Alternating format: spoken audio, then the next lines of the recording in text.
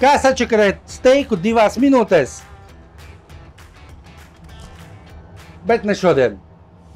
Mani sauc Ivans Šmigrevs, un mēs esam Meat Me grillbārā, un šodien es jums parādīšu, kā grilēt steiku un ko es lietoju, lai viņu uzgrilētu.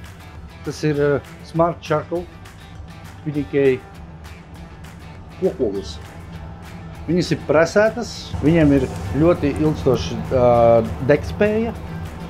Viegli viņas arī ir aizdedzināt, viņiem fantastisks karstums no viņiem nāk un arī smarža. Un tas varētu izskatīties šādi.